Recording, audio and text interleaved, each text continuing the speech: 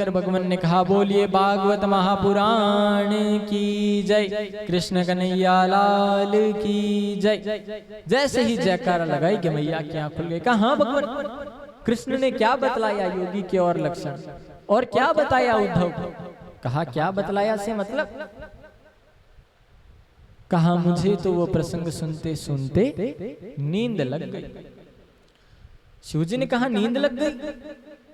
अरे तुम्हें नींद लग गई तो ये ओम ओम का उच्चारण कौन कर रहा था?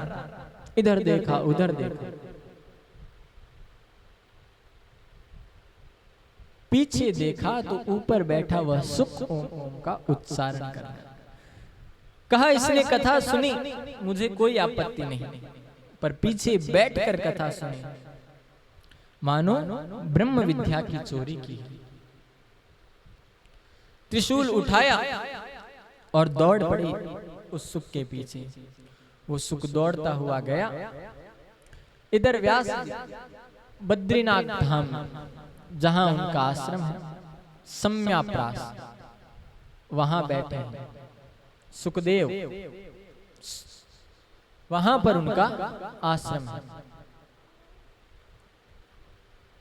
उनकी कोई संतान नहीं थी। ऐसे तो व्यास जी स्वयं विष्णु के अवतार ही हैं, उनके कोई संतान नहीं थी। उनकी पत्नी का नाम है विटका देवी। विटका देवी उबासी ले रही थी विचार करते करते, और वो सुखदेव उड़ता हुआ आया और सुखदेव विटका देवी के मुख में से प्रवेश करके पेट में चला गया। बोलिए सुखदेव महाराज की जय। आइए कुछ क्षण हम सभी भगवान के नाम की चर्चा करते हैं, सुमिरन करते हैं,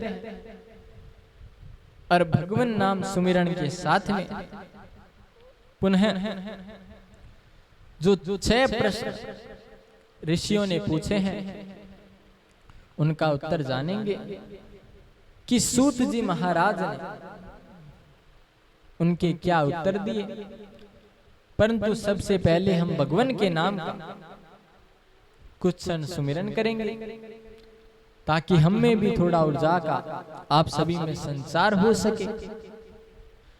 जय श्री कृष्ण। सुखदेव जी महाराज विटका देवी के मुखमंडल के द्वारा गर्भ में प्रवेश कर जाते हैं।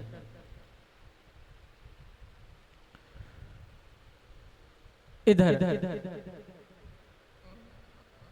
ऋषिवर बतलाते हैं, उनकी प्रश्न का उत्तर देते हैं। सूत जी महाराज कहते हैं, सुखदेव जी महाराज,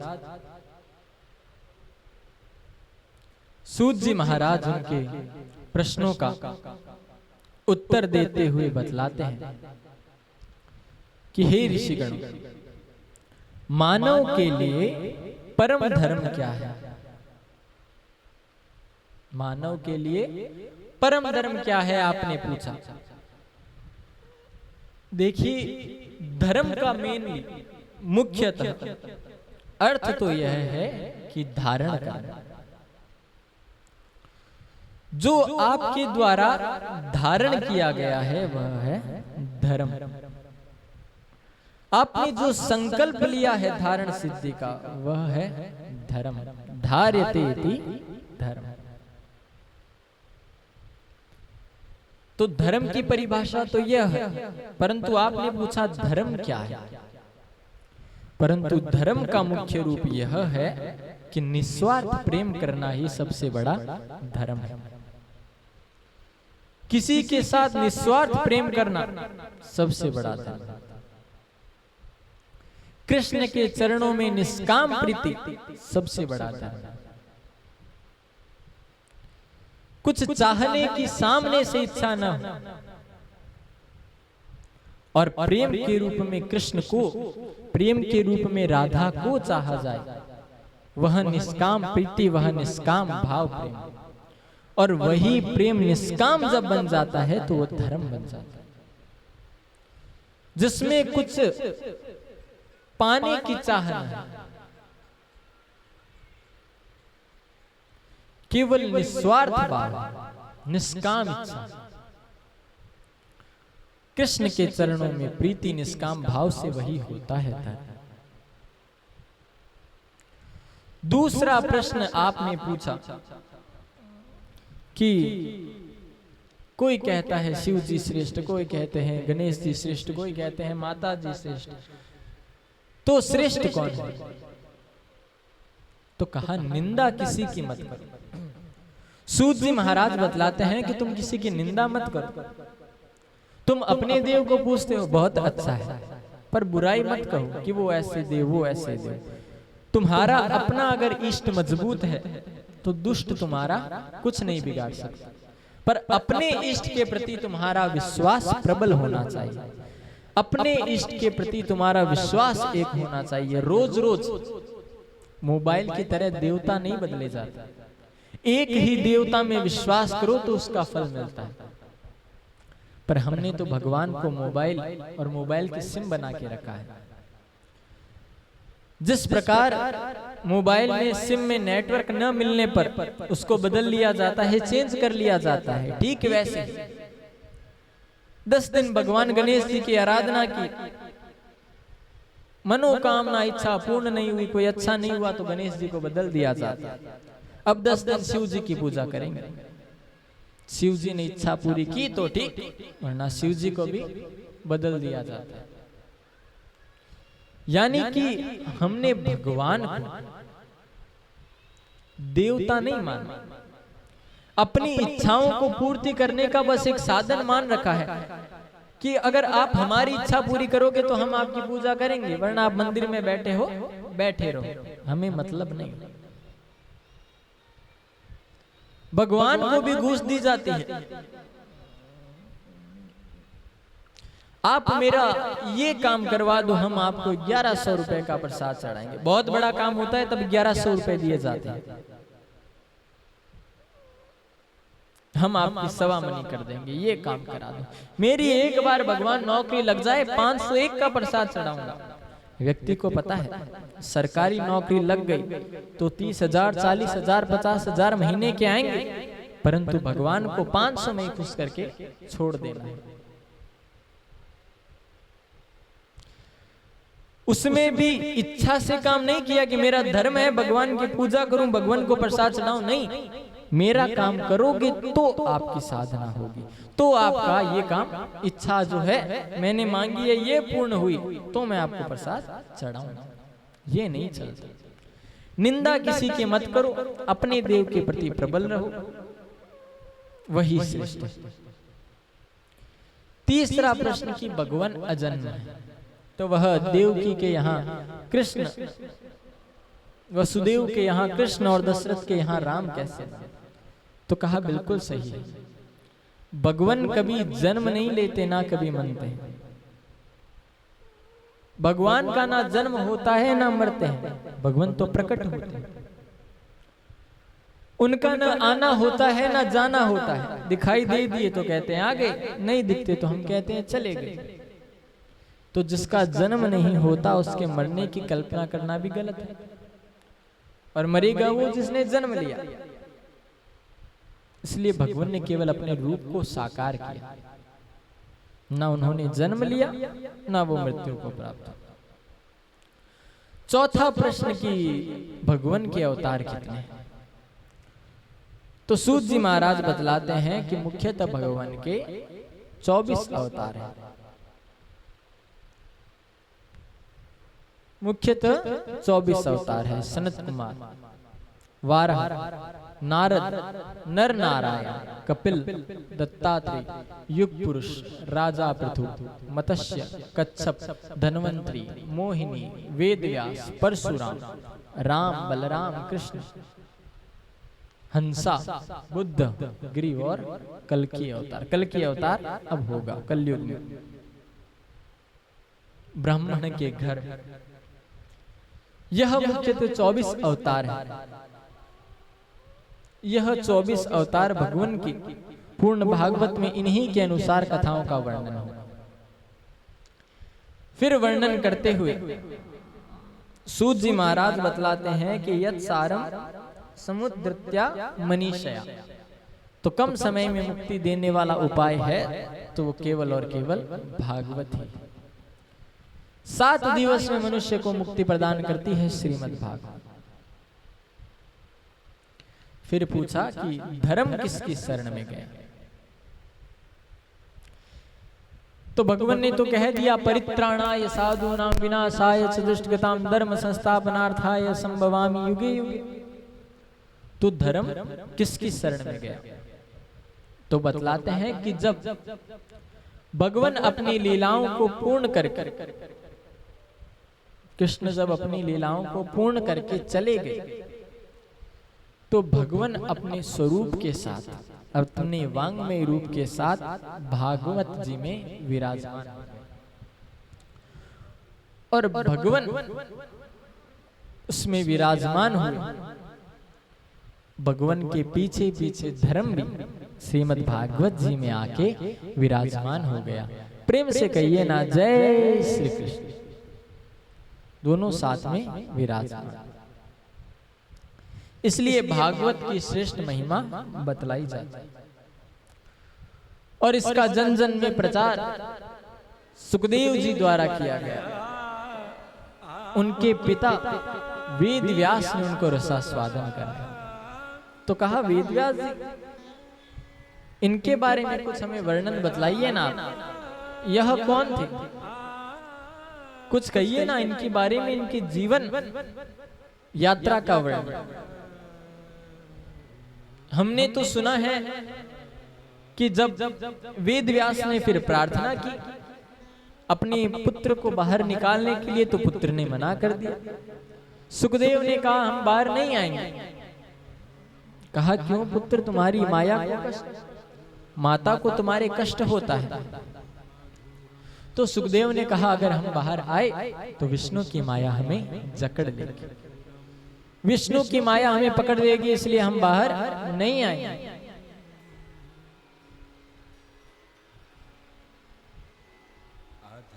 इसलिए हम बाहर नहीं आए। वेद व्यास ने कहा पुत्र मैं तुम्हें वचन देता हूं। कहा आपका वचन नहीं चाहिए, जब तक विष्णु स्वयं आकर हमें यह बात नहीं कह देते हम नहीं मानेंगे। विष्णु को आना पड़ा और विष्णु ने आकर यह वचन दिया कि पुत्र मेरी माया का तुम पर कोई असर नहीं होगा, नहीं जकड़ेगी तुम। तब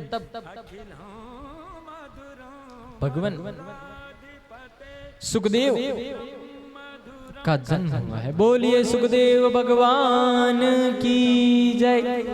और जन्म लेने के साथ वह सीधे वन की ओर प्रस्थान करते हैं। पीछे पीछे वेद व्यास जी अरे पुत्र रुको, अरे पुत्र कहां जा रहे हो, अरे पुत्र रुको तो सही, अरे पुत्र पुत्र पुत्र पुत्र पुत्र कहते वेद व्यास जी जिनके पीछे हैं। यम प्रवजंत मनुपेतम पेत कृत्य द्वेपायनः विरह कातरया जुहाव पुत्रैति तन्मय तया तर्व अभिनेदुस्तु सर्वभूत हृदयम मुनिमान तो यम प्रवजन कि जिनको कोई चेतना नहीं है और सारी चेतना भी, जिनको संसार से कोई मतलब नहीं है, अर्थ है अपने कृष्ण से, मतलब है तो अपने कृष्ण से, मन में वही स्वरूप लिए कृष्ण का जा रहे हैं आगे। पीछे पीछे वेद व्यास पुत्र रुको पुत्र पुत्र कहते चल रहे हैं। परंतु जो कृष्ण में लग गया वो कृष्णमय बन जाता है। उसको फिर आवश्यकता नहीं है कि आप उसके बारे में क्या विचार करें, लोग उसके बारे में क्या सोच रहे उससे मतलब मत रखो। लोगों का यही, वृक्षों ने देखा है कि एक बालक चला जा रहा है 16 वर्षीय, पीछे पीछे पिता पुत्र पुत्र कहते चल रहे हैं। पर पुत्र को लौटा कर लाने का सामर्थ्य नहीं। तब सभी तर्व अभिनेदोस्तम पेड़ों ने मिलकर कहा, ऐसे मुनि को हम नमस्कार करते हैं, मुनि मान दो अस्मि। बोलिए सुखदेव जी महाराज की जय। सुखदेव जी महाराज को प्रणाम किया। वेद व्यास जी महाराज सत्यव्रती के पुत्र, ब्रह्मा के वशिष्ठ, शक्ति, पाराशर और फिर वेद व्यास, यह उनकी संतान। पाराशर नंदन वेद व्यास जी ने जन्म लिया और जन्म लेते ये भी चलते को हुए वन की ओर। तो माता सत्यवती ने कहा, रे पुत्र कहाँ जा रहे हैं? तो कहा, माँ जब भी आप बुलाएंगी, आपकी आज्ञा होगी, मैं उसी समय आपके समक्ष प्रकट होऊंगा, मैं आपके सामने आ जाऊंगा। मैया को वचन देकर गए हैं और जाकर बद्रीनाथ धाम। बद्रीनाथ धाम मतलब बद्री यानी बेर, बेरों का जो वन है वह बद्री का नाम है। वहां पर जाकर अपना सुंदर सा आश्रम बनाया है, सम्यप्रास, और सोचा अब यहाँ आराम से बैठकर मैं भजन करूं, यहाँ पर मुझे कोई भी परेशान न करे। और वेद व्यास जी बद्रिकानाथ आश्रम भजन करने के लिए बैठते हैं। आनंद पूर्वक वेद व्यास जी ने बद्रिकानाथ आश्रम में समय व्यतीत के साथ भजन किया और 4 वेदों की रचना की।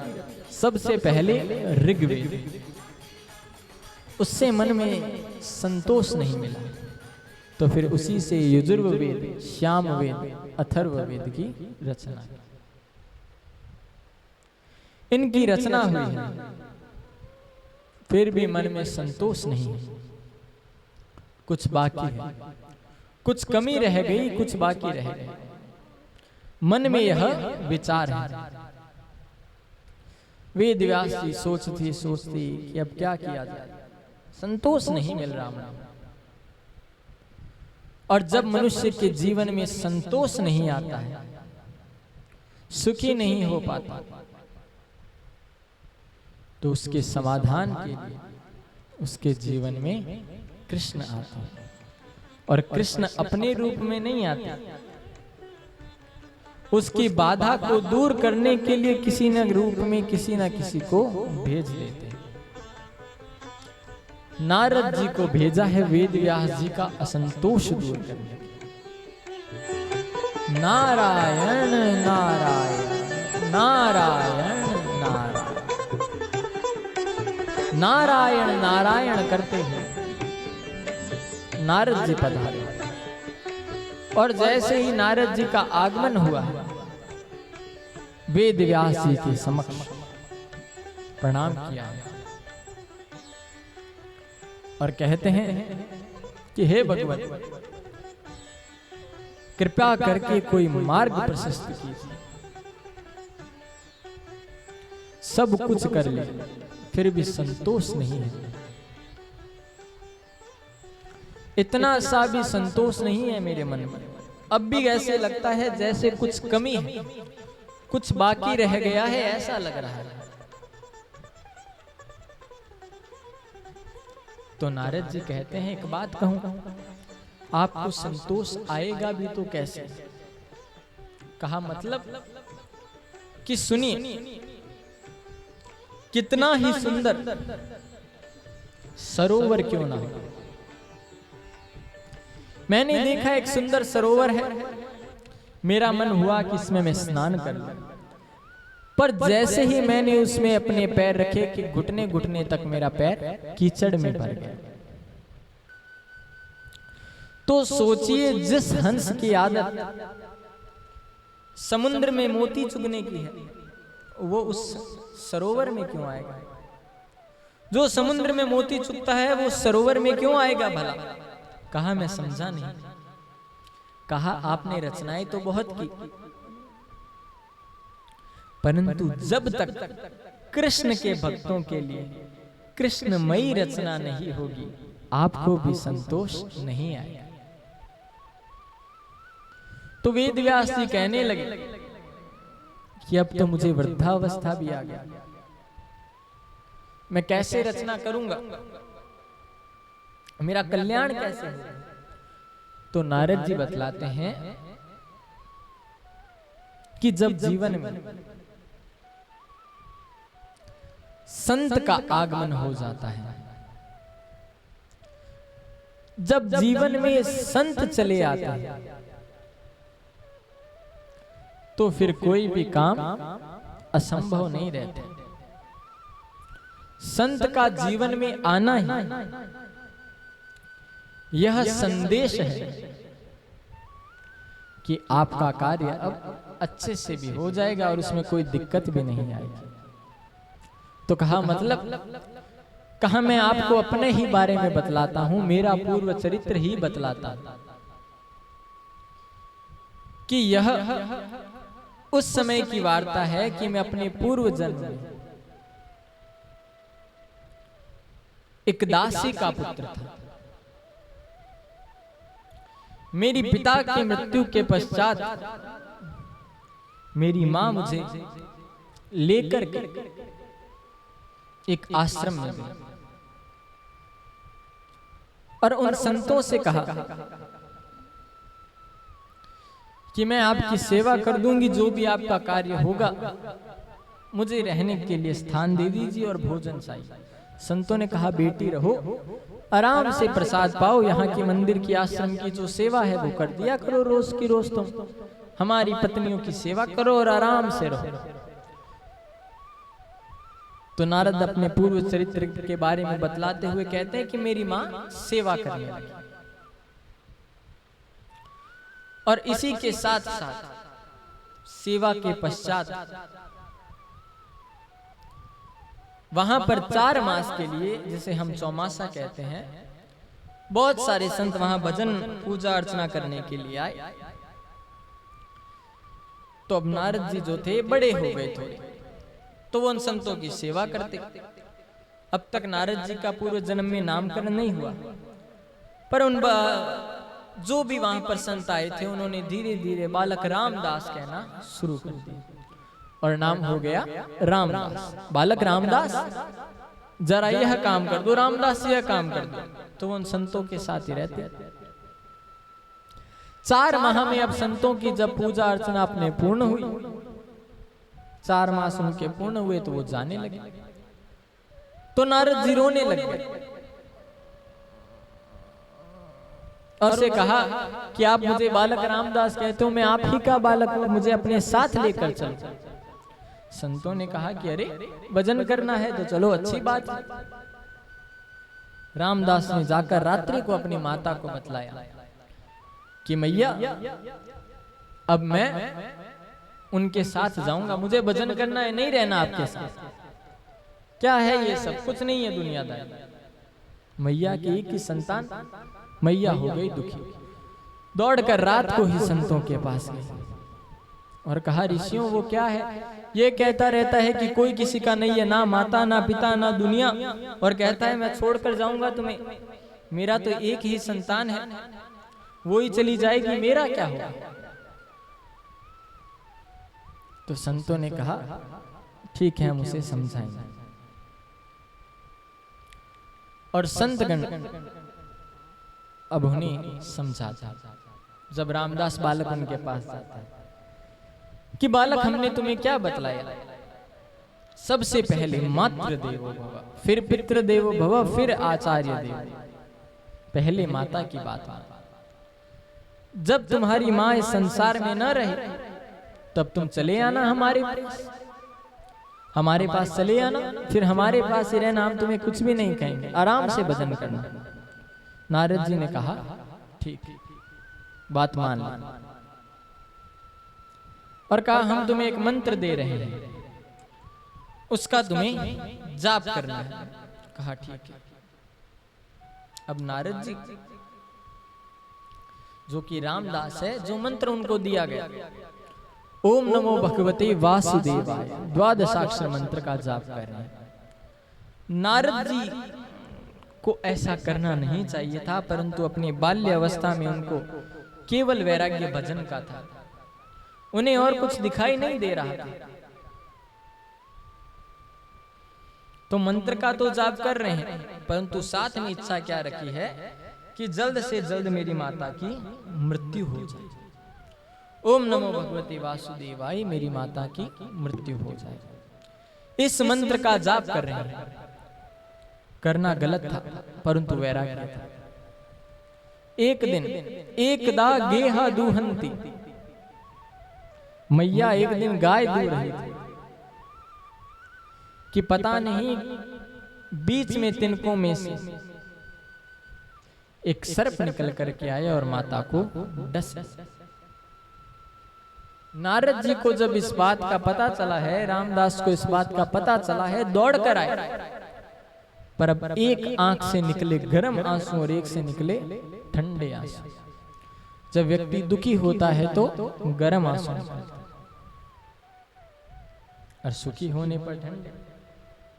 किसी की मृत्यु हो जाए तो दुख से गर्म निकलते हैं, परंतु आज मेरा बच्चा पूरी स्कूल में फर्स्ट आया है, अपनी क्लास में फर्स्ट आया है, उस समय जो नेत्रों से आंसू निकलते हैं वो खुशी के। तो नारद जी दुखी भी हैं, खुश भी हैं। माता का सारा कार्यक्रम करने के पश्चात मृत्यु उपरांत का सीधे गए हैं बद्रीनाथ की गुफाओं में और वहां जाकर भजन करने में लग गए कि मन में जिस चतुर्भुज रूप का दर्शन करके सुमिरन कर रहे थे, अचानक से वो गायब हो गए। और जैसे ही वह गायब हुआ कि नारद जी की आंखें खुली और उन्हें आकाशवाणी हुई कि इस जन्म में तो तुम्हारे संस्कार शेष रहे, इसलिए इस जन्म में तो तुम मेरा दर्शन नहीं मिलेगा, परंतु अगले जन्म में मैं तुम्हें अपना प्रिय बनाकर बुलाऊंगा। अगले जन्म में नारद जी उनके भगवान के प्रिय बनकर हाथ में वीणा लिए हर समय नारायण नारायण नारायण नारायण का सुमिरन करते हुए विचरण करते। इसलिए व्यास जी गुरु की कृपा हो जाए फिर कुछ भी असंभव नहीं। तो व्यास जी ने कहा आप तो आ ही गए, अब करना क्या है ये भी बतला दीजिए। तो कहा मेरे पिता को श्री हरि नारायण ने चतुर्श्लोकी भागवत दी और वह मैं अब आपको दूंगा, उसका आप विस्तार कीजिए और आगे से आगे उसका प्रचार कीजिए। कहा ठीक है। और नारद जी वह चतुर्श्लोकी भागवत ब्रह्मा जी को सुनाते हैं।